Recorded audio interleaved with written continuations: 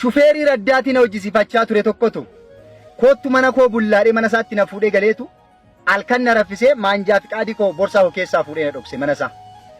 Ani utuun isa biraa hojjechuun jalqabin dura konkolaachisaan ture.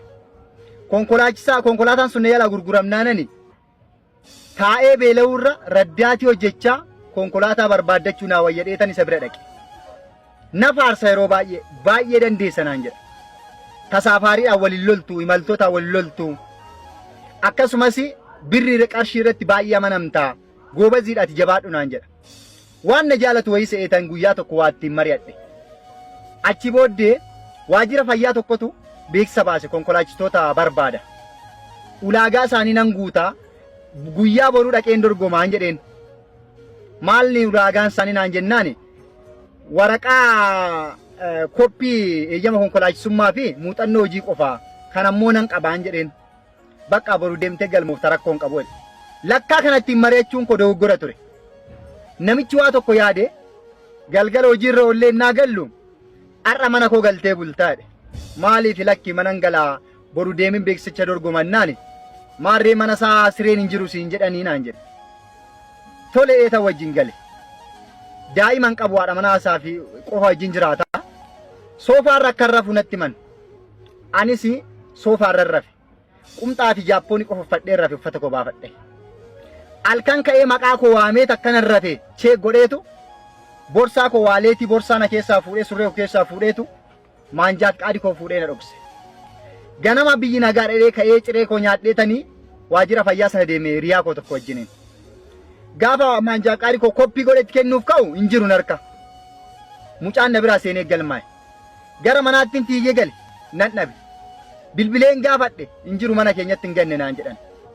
Baay'ee gaddeetan yaadattu eessan dhaqaa. Amman maanjaa fi qaadii baafadhutti haaraa amman baafadhutti irra deebi'ee isuma bira raddaatii hojjedhee naqe. Yemmuun isa bira dhaquu raddaatiittan deebi'ee homaa mitiin baafatta baqqaa naan jedhe eeshin jedheen. Obseetuma hojii koo jalqabe. Isatu fuudhe kan jedhu shakkiyyuu hin qabu. Bakka iddoo ta'etti bada. Garuu akkamitti borsaa koo keessaa banamee bu'a kan jedhu shakkii koo ture. Torbee lama booddee maanjaa fi qaadiin kennu biratti argame naan jedhe. Akkamitti ennaani soofaa gidduu gadi bu'e. Haadha manaa koo itoo soofaa sirreessituu argee naan jedhe. Haa ta'u qarshii baasee lammaffaarra deebi'ee baasuu na oolchite iyyuu rakkoon qabu jedheetan fudhadhe. Hiriyaan koo na biraa dorgomee darbee sun hanga har'aatti piikaappii buufata fayyaa oofu. Garuu miindaan isaa isayyuu jiraachisaa hin jiru. Baay'ee jireenya ulfaataa keessa jiraata.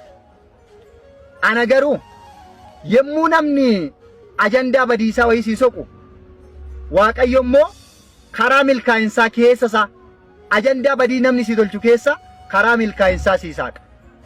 Gaaf sana otoon dorgomee darbee anis har'a buufata fayyaa sana keessa hin jira miindaadhaan.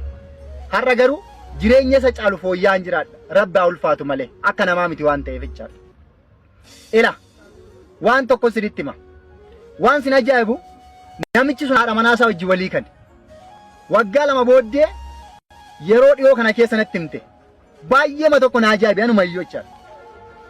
Guyyaa sana akkoo asheetuun ishee jettiin asheeni mucaan kun goobaziidhaa hojiin hojjisiisan akka inni bira hojjetuun godha jedheetu maanjaa fi qaadii kee beekaa si dhokse.